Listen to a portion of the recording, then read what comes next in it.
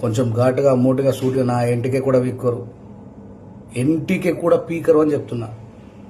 నాకు కూడా మస్తుంది లోపల, ఆ మాలమాదిగులను రెచ్చగొట్టి ఒక్కొక్కని ఊచకోత ఎంతరా నాకు అర్థం కాదు. మీరంతా మా ముందరా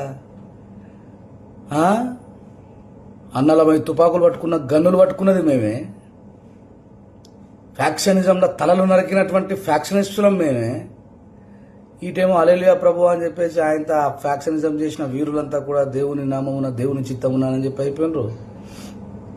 తుపాకులు పట్టుకొని దొరలను ఎదిరించినటువంటి మావులంతా ఉద్యోగాలు సంపాదించుకొని చల్లబడ్డరు. ఇది తిరుగుబాటు చేయాల్సిన సమయం. ఈ దేశం మనది, ఏ లంజాగొడుకు భిక్షమే బతుకుతలేం గుర్తుపెట్టుకో. మూలవాసులం మనం. చరిత్ర వెనక్కి వెళ్ళి తిరిగితే మనమే మన సహోదరుల చేతనే మన మీద దాడి చేస్తారు. దాడి చేసినోడు మన శత్రువు గుర్తుపెట్టుకో. ఎవడైనా అడుమాలోడు కానీ, మాదిగోడు కానీ, మంగళోడు కానీ, కుమ్మరోడు కానీ, గౌండోడు కానీ, సాకలోడు కానీ, రెడ్డోడు కానీ, వెలుమోడు కానీ, మనని డిస్క్రిమినేషన్ చేసిన వాడు మన శత్రువు యాజ్ పర్ లా. ఎన్ని రోజులు దెబ్బలు తింటారా?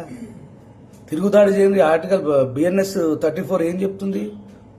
మీ మీద ఎవడైనా చేస్తే మీరు చంపేసినా ఏం కాదు, అది సెల్ఫ్ డిఫెన్స్ అవుతుంది. అంతమంది ఉన్నారు, నలుగురు పీకాలు విసుకలేకపోయినరా?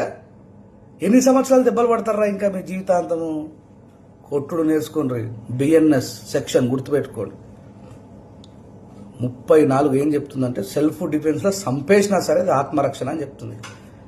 సిగ్గుమాలిన బతుకు బతకకండి, తిరుగుబాటు నేర్చుకోండి దయచేసి. మన తాతలు చదువు లేకపోయినా, అవకాశాలు లేకపోయినా, ఉద్యోగాలు లేకపోయినా ఏ కొడుకు కింద బానిస లెక్క లేరు. మీకు అన్నీ ఉండి కూడా బానిసలు అవుతున్నారంటే ఇక మిమ్మల్ని ఎవడు బాగుపరచాలో నాకైతే అర్థమవుతుంది. చాలా ఆవేదన చేత మాట్లాడిన వీడియో. ఏం నా ఇంటికే కూడా ఇక్కడ ఎవడు. నేనేం తిరుగుబాటు చేయాలని కూడా ఎట్లా చేయాలో చేస్తా, ఏం చేయాలో చేస్తా. జై భీమ్. బాబాసాహెబ్ అంబేద్కర్ ఇట్లా పిరిగి సన్నాసులమై బతుకమని కోరుకోలేడు. గుర్తుపెట్టుకోండి, మనకుండే హక్కులు మన